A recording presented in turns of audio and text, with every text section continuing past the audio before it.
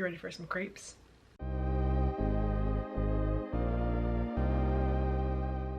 Hey pals, Alicia here. I hope you are doing well. And if you're new here, this is the place where we talk about books. Today, I'm here to do a book tag. I love a book tag. I love doing a book tag. And this book tag is the Local Haunts book tag. So I haven't read Local Haunts yet, but Local Haunts is an anthology collection of horror short stories that were all created by horrortubers, horror booktubers. This was edited by R. St. Clair, who is a horror booktuber. I will link her channel below. And I am really excited to get to this. This just came out in October, I believe, so I haven't read it yet. But there is a book tag associated with the Local Haunts book. And the book tag was created by Dane Reads, but I was tagged to do this tag by Marie McWilliams. And the fact that Marie McWilliams even knows that I exist, I'm sweating. Marie McWilliams tagged me to do this book tag, so psh, you know I'm doing it. So there are 10 spooky themed questions. Some of them are book themed, some of them are just spooky themed.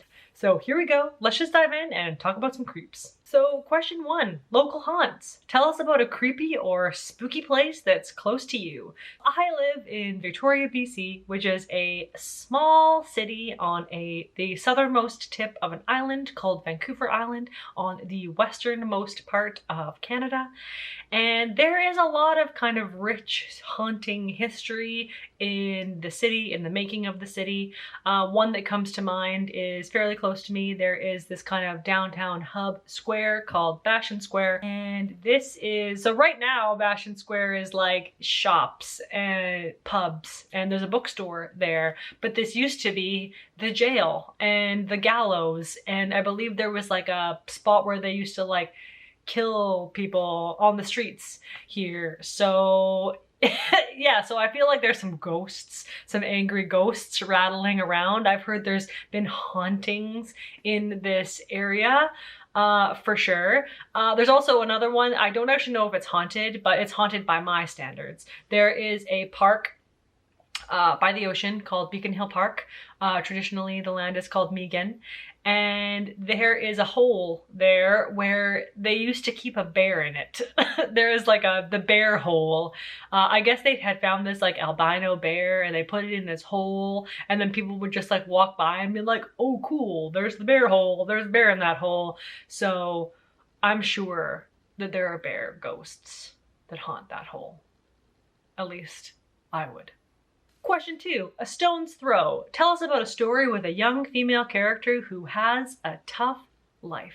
So I've got 2 for this. One, we're gonna go with Penance by Kanai Minato. This is a mystery, drama, thriller, horror, and this is about a whole bunch of young girls. There's a collection of young girls who one day are at school and one of their friends gets murdered by a man. So these girls, they have to grow up with the trauma of what happened to them when they were children, but they are now also being kind of haunted by and harassed by the mother of this one dead little girl. So that's a bunch of girls with a very traumatic and tragic life.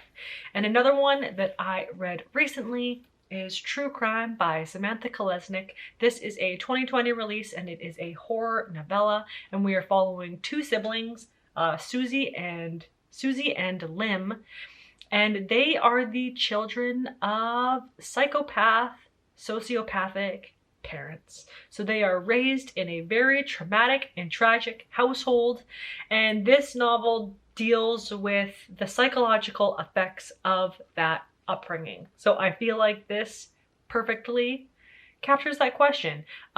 This book is devastating and horrifying and will never even one time make you feel good. So just know that if you're curious about it. Crowthorne. Tell us about a story with a harmful friendship. So I had a bit of trouble with this one, but I feel like I got one that was close, and that is The Goldfinch by Donna Tartt. This is a very rich coming of age story. We are following a boy named Theo Decker from about the age of 10-ish to adulthood, and this is very much coming of age, and in this there is a friendship between Theo and another boy named Boris, and I wouldn't necessarily say that it's an entirely harmful friendship, but it's definitely a toxic friendship where they bring out the worst in each other, but it's still a very like passionate and very like tenderly explored friendship, but with some harmful elements. I loved this. This was a 5 out of 5 read. Donna Tartt kind of blew me away with her writing style, with her just sense of place, her exploration of characters, and those two boys, Theo and Boris, are no exception. Definitely recommend this if you have not read Donna Tartt yet. Screen 8. Tell us about a movie that scares you that's based on a true story. So a movie that scared the heck out of me was Wolf Creek. I actually only watched this movie this year for the first time, and boy, howdy, am I still sick about it. You know that like feeling when you feel like you want to cry and like the back of your throat really hurts from like trying not to cry? I had that the whole time I was watching Wolf Creek. And this movie is set in the Australian outback, and we are following a group of hikers that go on this like really cool mountain hike into like a caldera or like a volcano or something. And when they come back out, their car isn't working, and so they're like, darn, it's dark in the outback. But there's this really nice Crocodile Dundee style guy who happens to drive by and is gonna bring them to help. Or so you think. This movie is torturous, horrifying, violent, really scary. The Crocodile Dundee guy is like expertly played, and this movie made me feel sick. And then considering that it's based on true events is devastating. The Mount of Death. Tell us about a story where a drink played a role. So this, I think, was the most difficult one to match, but I think I have done it with The Forgotten Island by David Sodergren, because this is about a group of young 20-somethings who go on vacation to Thailand, and one night they go to like this outdoor rave thing and they get really drunk. They do some drugs, and there's a lot of drinking. There's lots of drinking involved. So it involves a drink which is integral to the plot because they get super wasted. They end up like swimming out to this boat and then pass out in it. I don't think that would happen if there wasn't a drink involved. So it counts. And they wake up and their boat is like out to sea, and then they kind of try to go to survive on this island that they find. And when they get to this island, the Forgotten Island, it gets really bad. If you like slashers with really creative, visceral, like disgusting death scenes, Forgotten Island's really fun. This isn't the best written book I've ever read, but it is one of the most fun, exciting reading experiences I have ever had. I am definitely a fan of David Sodergren and his wicked mind. The Blocked Cellar. Tell us about your favorite horror, paranormal, or true crime YouTube channels. So I don't really read a lot of like paranormal, true crime YouTube channels, but I do watch a lot of horror booktube channels, and I love Jordaline at Jordaline Reads. I love Alex at Hey Little Thrifter. I love Marie McWilliams, who tagged me in this tag. Thank you. And I also love Harpies in the Trees. She's also got a brand that I can certainly get behind. So if you have not checked out any of them, please do. I will link all of their channels below. The Night Watchman. Tell us about a story that is set partly at night. So for this one, we've got In the Miso Soup by Ryu Murakami. This is a horror slasher style novel. This was the first Ryu Murakami that I read, and I was so into it. So in the miso soup, we are set in Tokyo, and we are following a Japanese man named Kenji who makes his money by bringing tourists around into the Tokyo nightlife. So he gets a client and he takes them to like the seedy underground that they want to be finding in Tokyo. So this novel is almost exclusively set at night, as Kenji takes this American tourist named Frank into all of these clubs and nightlife scenes in Tokyo. And this is definitely a psychological horror, because there is something really wrong with Frank, and Kenji knows that there's something wrong with Frank, but he can't quite pinpoint it.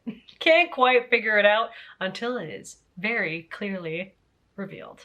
So this is, if you are a fan of like abrupt, grotesque body horror and like that kind of like creeping, what's going on, what's gonna happen, what's gonna do it, definitely check out Ryo Murakami, but just know that he does get like abruptly and grotesquely violent in his stories, and In the Miso Soup is no exception. There's definitely a scene or two in here that will be burned into your soul evermore. Along the Gum Tree. Tell us about a story that takes place in the wilderness. This one is a bit of a cheat because I do know that there is a book for this, but I have only actually seen the movie adaptation, and that is The Ritual by Adam Neville. I absolutely loved the movie. The movie was definitely my style of horror, and the twists that it took were definitely my style of twists. I have actually heard criticisms though that the movie is better than the book. So let me know if that's true, because I haven't actually read the book, so I can't comment on the quality of the book, but the movie I super messed with.